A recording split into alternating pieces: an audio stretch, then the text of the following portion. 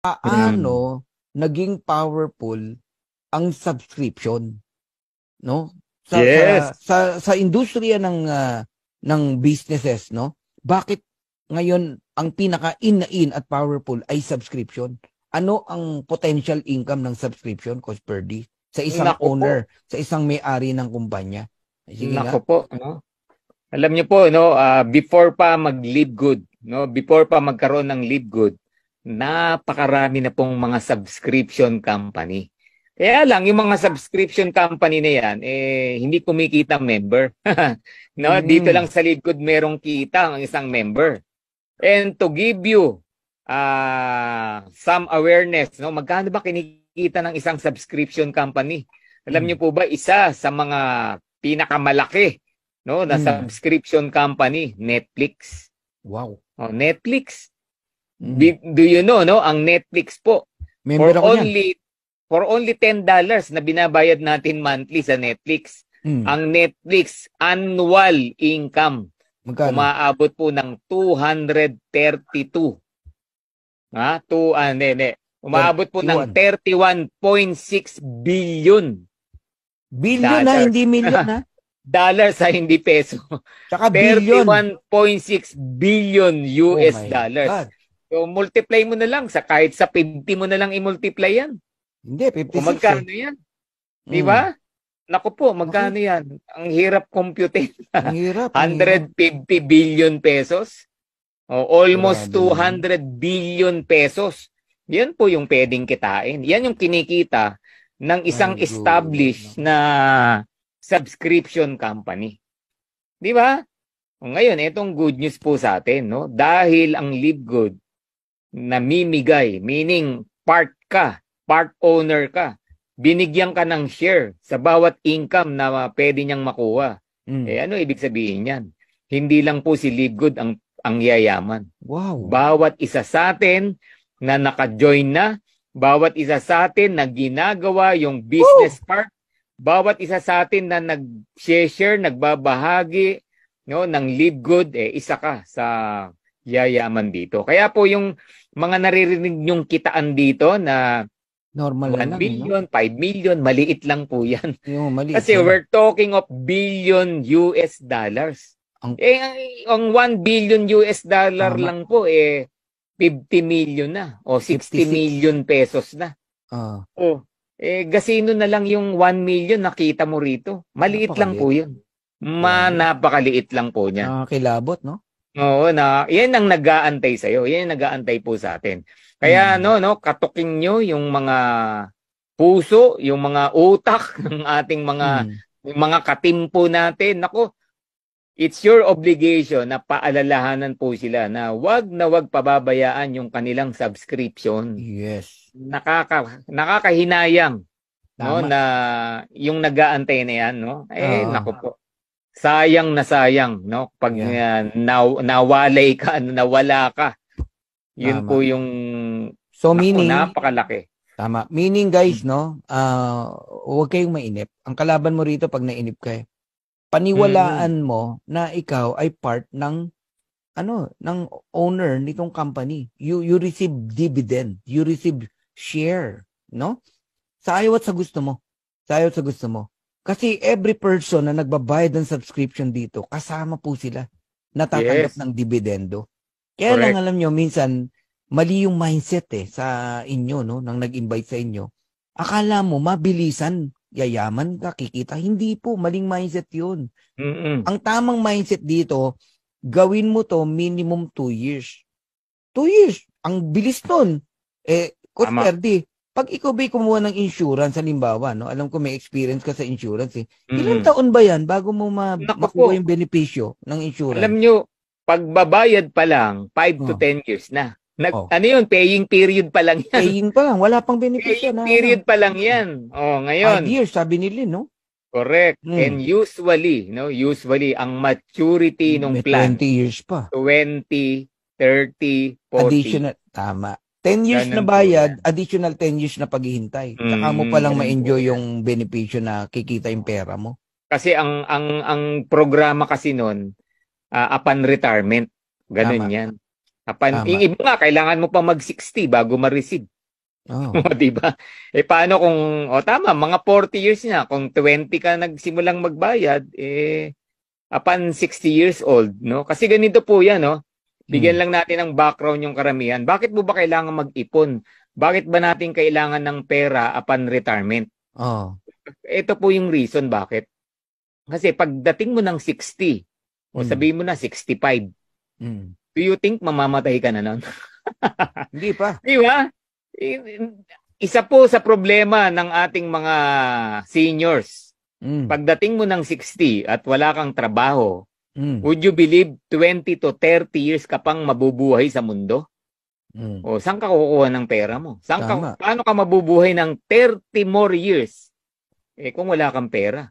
Yeah. Paano na lang yan? Kung lumaki yung anak mo sa mabuting kalooban na marunong tumanaw ng utang na loob, you are blessed. Paano kung yung anak mo mga walang puso, no? Parang walang utang na loob. Hindi marunong tumanaw o nakapag-asawa na pag tumutulong sa magulang yung asawa mo nagsisimangot.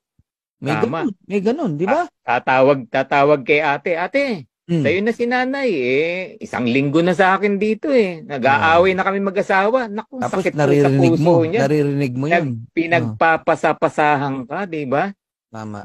Kung marami kang pera dahil nag-live good ka. Ano? Ate, bukas sa akin naman si nanay. Puro na lang sa'yo Yun! Sarap nun. Yung mga apo. Yung mga apo, naku, nakapila, araw-araw, Pasko. Yun! So, mamili ka anong buhay gusto mo. Yun lang po naman yung sa amin. Sarap. Now, kung may nakikita kang ibang way other than live good, so be it. Kaya lang kung wala, ito po yung pinakamadali na pwede mong gawin for your future. Huwag nyo pong tingnan yung ngayon. Tingnan nyo yung bukas. Tama. No? What is 20 pesos a day? No? Ito, sinabi ko sa presentation. Meron pong isa nung naintindihan na niya yung subscription. Nagbawas lang ng 3 yosi in a day. 3 stick lang. Tumagal ng buhay niya. Tumagal ng buhay niya dahil sa 3 yosi na binawas. Diba? Kaya hindi po problema yung yung subscription. Kaya humihinto yung karamihan, hindi po naintindihan. Yun ang totoo. Kaya bilang kaibigan, wag na nating i-upline, wag na nating leader, kaibigan na lang. No? Na-i-share mo sa kaibigan mo, nag-join yung kaibigan mo, payong kaibigan. Wag mong i-stop sa malaki mawawala sa iyo. Ganun po yan. I-treat mo na lang as ipon yan, yung 580, 590 o 600 pesos a month. Ipon mo na lang yan para sa sarili mo. Yeah. May mga ilan naman, Coach Ferdy, na experience, no? Nagbabayad sila ng insurance, no? Quarterly, annually, one day, biglang di na nakabayad. At yun ang masakit. Ang nangyari, wala na, napabayaan na.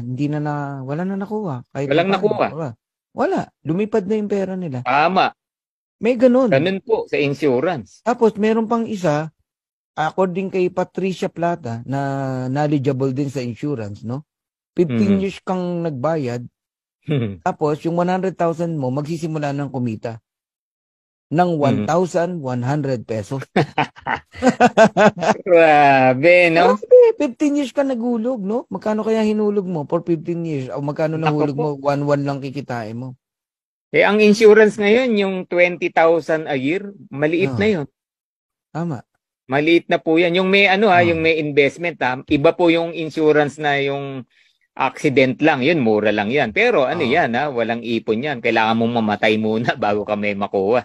Parang protection lang po yan. Pero yung insurance na merong investment, maliit na po yung 20,000 annual. Ewan ko kung may makuha pa kayo na 20,000 annual. Na maganda-ganda yung return, yung balik, naku, sa mamahal po ng mga insurance. And how sure na ikaw may kapasidad na kaya mong bumayad ng 20 years. Ngayon, may pambayad ka. After the ilang years, biglang wala ka ng pambayad. May mga ganun na mga pangyayari.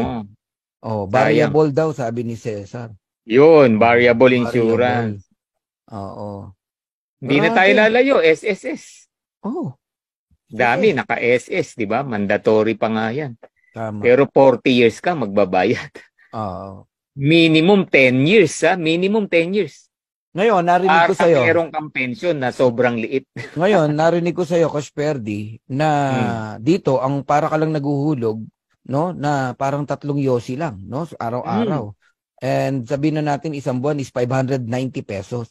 Saan ka pwedeng dalhin ng 590 pesos mo na binabayad mo after 2 years, 3 years, o 5 years? Sa Live Good. Pag sa Live Good mo. Ito po nag-aantay sa atin. Okay? Grabe, kakabaliw. Yung 2 years, di ba? Kakabaliw talaga, no? Yung 2 years mo. Ito, lagi nating naririnig, minimum 100,000. Di ba? Sabihin mo na, minalas ka. Hindi mo nakuha yung 100,000, kalahati lang. 50,000 monthly. Oh, wow. Yan. Okay. Wow. Okay na ba yon? Okay na okay. 50,000 monthly. Minalas ka, pero in 2 years, maliit po yung 50,000. Ako na nagsabi. 50,000 month after month after month after month. Lifetime na yun, ha? Oh. Minalas ka pa nun. 50,000. Minalas ka pa nun. Kinalahati na lang po namin yung 100,000. Oh. Huwag ka dun sa minalas, Coach Verdi. Huwag ka dun sa minalas. Lalo na masipag ka. Kung masipag ka, hindi po 100,000 yan. Maliit ang 200. O siguro 500,000 ka yung after 2 years mo. Yun yung pinakamaliit mo. Sa masipag yan, ha? Sa masipag. Monthly yun, ha? Monthly yan. Monthly. Lumiit man yan, 300, 400. Pero wala pong lumiliit na monthly income sa Live Good.